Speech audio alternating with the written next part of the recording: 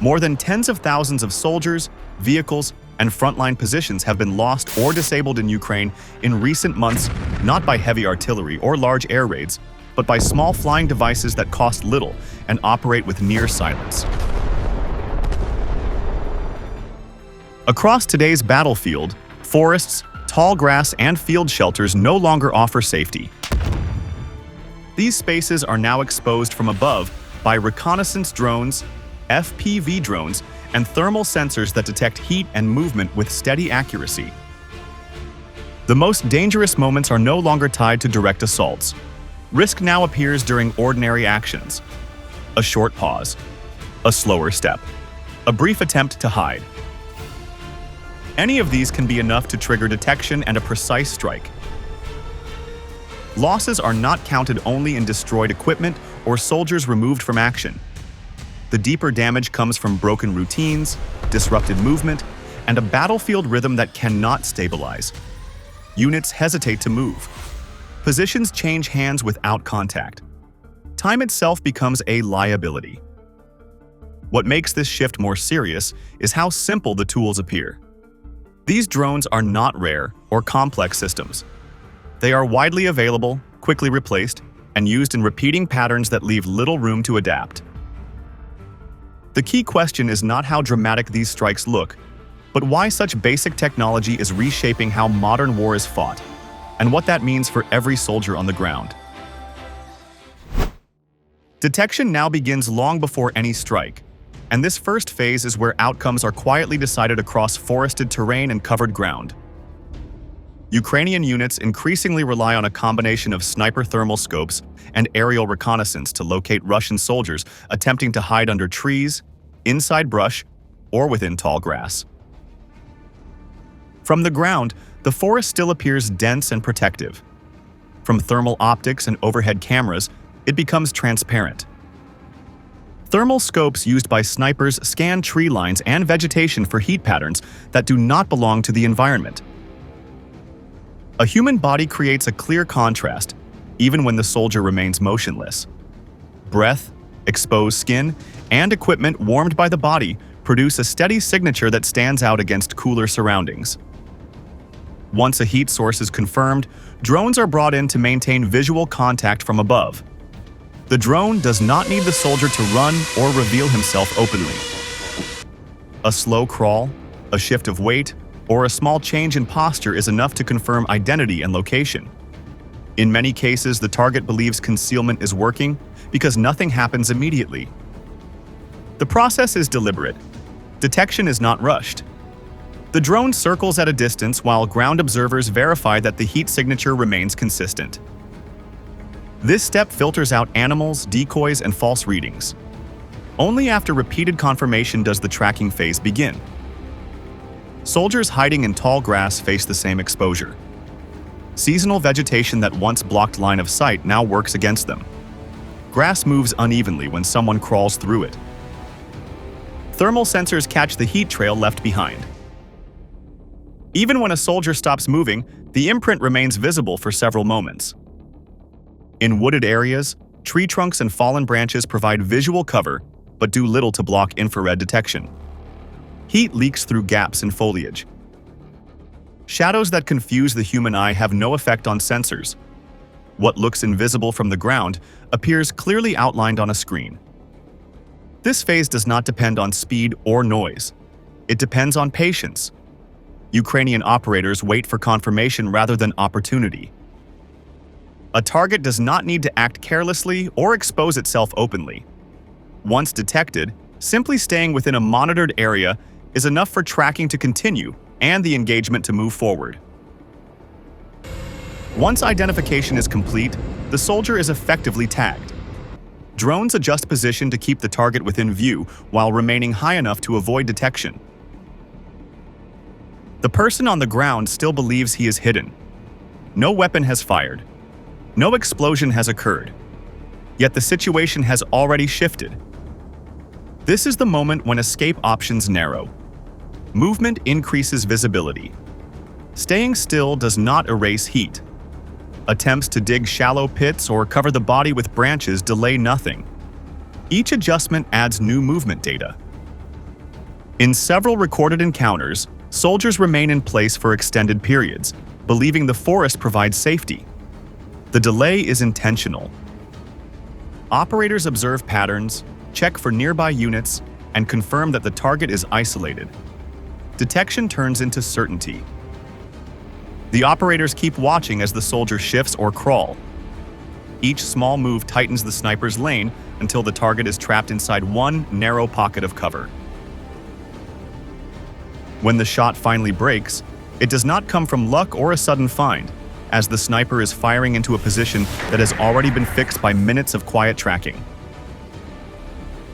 What looks like a random encounter is in fact the end of a longer process. The forest no longer hides people, it frames them. This raises a direct question for anyone watching these operations unfold.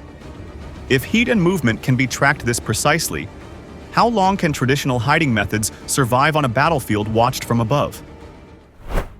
Sniper fire in this phase is used to pin the target into a predictable reaction, and the FPV drone is used to close the distance while that reaction is still unfolding. The moment the rifle cracks, the Russian soldier stops being a hidden figure and becomes a moving problem, because pain and shock force him to choose between staying low or running. If he tries to stay still, his head lifts to scan. And that small change exposes him through gaps in leaves and broken branches. If he runs, he must pick a path. And a path is something the drone operator can read because trees and uneven ground funnel feet into narrow lines. The sniper does not need a perfect kill shot to change the fight. Once the target moves, the FPV drone comes in fast, and it arrives as the second pressure that removes the last illusion of time. The drone's camera does not need a clear face because it tracks direction, speed, and pauses, and the soldier's own choices keep drawing a line for it to follow. Sometimes a second FPV stays higher and steadier to keep constant eyes on the area, while the strike drone drops lower and threads through branches. That overhead view helps confirm the new position after each forced move, and it prevents the target from slipping into a blind pocket. When the man dives behind a thin trunk, he believes the wood is a shield. Yet he must lean out to reorient, and that brief lean is enough for the drone to correct its angle. Another solider crawls into brush. The leaves hide his shape from the ground, but the view from above keeps his route visible as he pushes branches aside. He circles back toward the same cover, because familiarity feels safer than open space, but that loop brings him back into the sniper's lane, and the rifle threat returns. What makes this sequence decisive is that it removes the normal middle phase of close combat, because no Ukrainian infantry has to rush the last meters. The sniper and the FPV drone do the risky work from different angles, and each one makes the other more effective because the rifle shapes behavior and the drone punishes behavior. The targets are not fighting a single weapon because he is caught in a timing trap, and once the first shot lands, the next threat is already closing. In the background, units learn that any short break can turn into a fatal moment if it happens in the wrong pocket of terrain. That pressure is constant, because the sniper creates fear of sudden pain, and the drone adds fear of being followed, and together they compress safe choices down to almost nothing.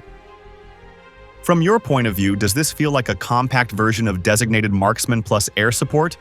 Or does it show a new kind of battle where the first shot is only the start and the FPV is the closer? The second strike in this war is not a choice because the first hit often creates a wounded target who is still dangerous and still connected to the fight. After the initial contact, a Russian soldier may drop to the ground and stop moving, yet that stillness can be a trick rather than a sign of defeat. The sniper does not relax after the first shot, because the rifle now has a new task, which is to cut the ability to escape and to block any attempt to regroup. A follow-up round is aimed at stopping a crawl, breaking a sprint, or forcing the target to keep his head down, and each impact reduces the number of choices left. When the soldier tries to inch toward a ditch or a tree line, the shooter reads that route and presses again. In these seconds, the fight becomes a countdown, and the side watching from above tries to end it before the ground can reset. The FPV drone enters this moment after reading the situation when the target is trapped between pain and fear. The operator does not rush but drive the drone slowly to the target, who is forced into a narrow space. The strike is then repeated if needed, because one blast that wounds is not the same as one blast that removes the threat. In many engagements, the second FPV is launched not because the first failed, but because the first confirmed the target and stripped away the last cover. When the first strike hits close and throws dirt, the soldier may try a desperate roll into a shallow depression, yet that move is now obvious from above and easy to predict. The follow-on drone arrives into a scene that is already measured, and it finishes the job before the target can recover breath or plan. This is the logic of full neutralization, and it is shaped by the fact that a battlefield under electronic pressure punishes hesitation on both sides. Radio links can be jammed, and drones can lose control, so operators act as if every second is borrowed time. If a drone has a clean path now, waiting can mean losing the window, and losing the window can mean a wounded enemy reaching friends or reaching a trench. That is why the sequence stays tight, because the side running the kill chain wants to end the problem inside one short span, not let it stretch into a longer fight. This is also why fiber optic FPV has become a serious detail in the story, because it changes what electronic warfare can block. When control is carried through a physical line, the drone is less dependent on a radio signal, and it can keep guidance even in a noisy environment. That gives operators more confidence to commit deep into trees or broken buildings, because the link is steadier and the final seconds are less fragile. From the ground, this creates a harsh reality, because hiding longer does not always mean surviving longer, and moving does not always create escape. In this fourth phase, the fight shifts from hunting a single man to breaking the places and tools that allow whole groups to keep attacking. An FPV drone does not need a clear flag or a clean silhouette, because the first clue is often a human routine that leaves marks in the landscape. A thin path that cuts through grass, a fresh track line that repeats the same turn, or a dark opening that does not match the tree line can give the sight away. Once the camera catches that detail, the operator slows down and holds distance. A soldier steps out for a second, and he looks left and right before moving back in, and that single move tells the drone where the center really is. The FPV stays low and approaches from an angle that keeps branches between it and the sky. When the moment is right, it commits in a straight line and dives toward the opening, and the strike is aimed at the point where men and gear must pass. Once the drone enters the structure and confirms Russian soldiers inside, it deliberately impacts a wall and detonates, and the blast can be strong enough to collapse the roof entirely and seal off any chance of escape. When the explosion brings the building down and movement erupts beneath the debris, follow-up strikes become possible, because the sudden collapse and frantic attempts to survive expose positions more clearly than concealment ever could. In another common case, the target is not a dugout, but a small field shelter beside trees where a support team has been working for hours. The FPV arrives just as the team relaxes its posture, and small movements like lifting a lid or shifting a box become visible from above. The drone holds for a few seconds and waits for one person to step into the open, and then it drops fast and ends the routine in one strike. The immediate effect is not only the damage, because the surviving soldiers scatter and they stop using that spot, and that breaks the rhythm of the unit that depended on it. This is how an FPV drone starts to hit the structure behind the front line. Sometimes the story then moves to a harder target, because some locations are built to survive light attacks and keep functioning. A strong building near a road junction, a crossing point that channels vehicles, or a fixed hub where orders and signals are managed can keep supporting assaults even when smaller sites are being wiped out. When a target reaches that level, the chain brings in the MiG-29, and the aircraft delivers a guided bomb that can crush a fixed point in one moment. Reports have described MiG-29 strikes using GBU-62 with a JDAMER kit against logistics points like bridge approaches and crossing areas. On the ground, the sequence feels like a door being slammed. because a route that was used yesterday becomes too risky today, and a building that felt safe becomes a warning sign. Units that relied on that node must reroute, and rerouting costs time, fuel, and discipline, because every detour creates more exposure. This is where geopolitics becomes visible in a very practical way, because a precision-guided weapon extends reach beyond what FPV drones can solve on their own.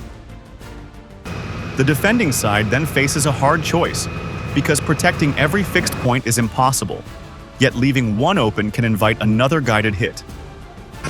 Even when Russian units try to guard key central nodes with rocket launchers and other short-range fire, the pattern often repeats, because the moment those crews settle into a routine, the FPV drone finds the position and strikes. The fourth phase ended with fixed nodes collapsing under heavier strikes, and that forces the surviving troops to rely on the oldest shield they still have, which is summer vegetation and low-profile movement. In early light, a small Russian group leaves the tree line and drops into tall grass, trying to make the green cover their bodies. They move in short bursts, and each man pauses to listen, because the worst fear is not a rifle shot, but the soft buzz that means tracking has already begun. From above, the scene looks different, because the grass does not hide the route, it only slows it, and slow movement creates a clear rhythm that can be read like a line on a map. An FPV drone appears at low altitude and stays off to the side, and it does not dive right away because the operator is measuring the pattern of stops and starts. When one man raises his head to check direction, that small change is enough, and the FPV accelerates and begins to close the gap. The group reacts late, because sound arrives after the drone has already shortened distance, and tall grass steals the quick sprint they need. One soldier breaks left toward a thin patch of bushes, another tries to push forward, and a third freezes and presses into the ground, hoping stillness will cancel attention. The FPV commits on the man who is most exposed, and the strike happens near him before he can reach the next clump of cover. A shockwave throws grass and dirt, and the survivors do not know if the drone is gone or if another one is already lining up. In another scene, a lone soldier leaves a ruined position and tries to cross an open field between two tree lines because he believes speed in open space can beat danger. The FPV approaches from behind and stays below the horizon line, so the target does not notice until the buzzing is close and the shadow begins to move over the grass. The soldier tries a short zigzag and then tries to cut back toward the same line he came from, yet each turn costs speed and gives the drone an easier angle. The most brutal moment comes when he thinks the crossing is almost done. That is when the FPV closes. A strike at that distance does not allow a reaction, and the open field becomes a place where seconds matter more than meters. This creates a psychological trap that spreads beyond one contact, because soldiers start to treat every pause as a threat and every movement as a signal that can be followed. If they keep running, they burn energy and lose awareness, and if they stop, they risk being hit during the moment they try to reset. Some Russian soldiers decide the only option is to raise their rifles and fire at the drone. In some cases, they manage to hit it and bring it down, but in other cases, the drone takes rounds and detonates in the air at a distance that is still too close, so the blast and fragments can wound the shooter anyway. In other moments, the FPV slips away from the shots, keeps its line, and then dives straight into the target without giving a second chance. Overall, this final phase shows that in a battlefield ruled by the low sky, even the simplest act of moving or resisting can turn into a deadly chain within seconds. What these drones videos reveal is not a series of isolated strikes, but a deeper shift in how war is now being fought and controlled. Across the battlefield, detection no longer begins with direct contact. It starts with thermal sensors, quiet observation, and drones that watch long before they strike. From that moment, time works against the target. This system does not stop with individual soldiers. Light vehicles disappear from supply routes. Shelters lose their value. Hidden weapons are exposed and destroyed. Even large air-delivered strikes now depend on drones to find targets and confirm results. The battlefield is no longer decided only by a single front line, It is shaped in the low airspace above fields, forests, roads, and ruins, where every movement can be tracked, timed, and exploited. The open question now is whether effective countermeasures can emerge fast enough to break this pattern, or whether drone-centered warfare will spread and define future conflicts far beyond Ukraine. That debate is only beginning. What do you think comes next in the evolution of drone warfare? If this analysis helped clarify what is really happening on today's battlefield, like the video, share it, and subscribe to Military Force for more clear reporting on how modern war is changing.